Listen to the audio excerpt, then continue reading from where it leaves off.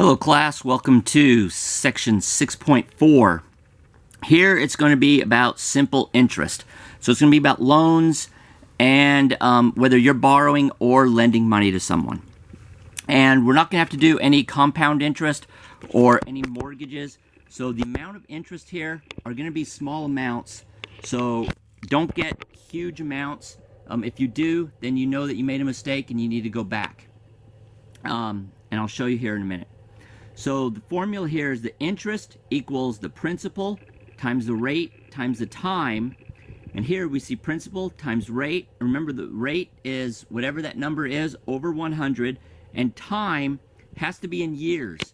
You're going to have some questions that are in months, and I'll show you how to work those.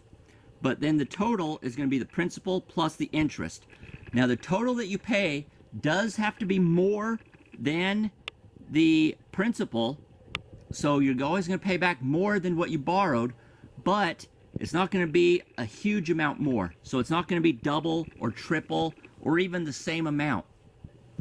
It's going to be just a little bit more because these are all small time frames that we're working with and small amounts of interest.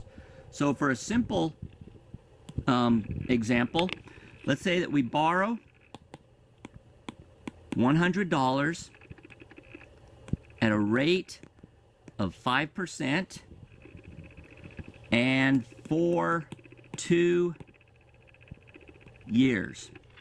Okay, so what we're going to do is 100 times 5 over 100 times 2. Now remember that the time has to be in years.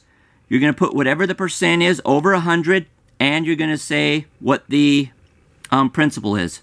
So here, our answer is going to be $10 for the interest. Now what we pay back is this 10 plus the 100, which is $110. Notice that the interest is a smaller number than the principal, and when we add them, it's going to be a little bit more. Now, let's say, for instance, that you have some that are not in normal years.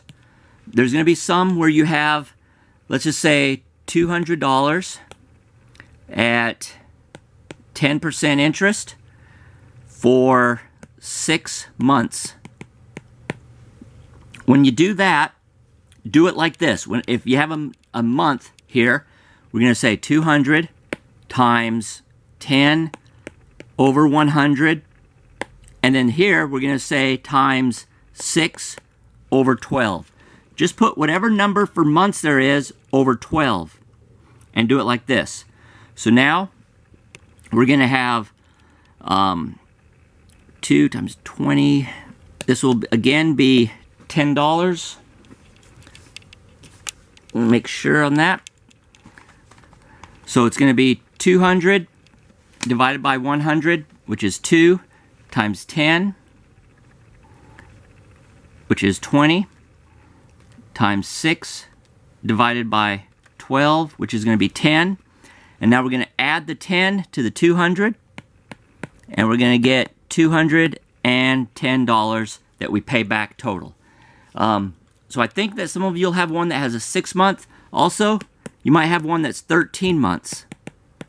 To do that, just put 13 over 12. If you have 18 months, just put 18 over 12 and do your multiplications that way.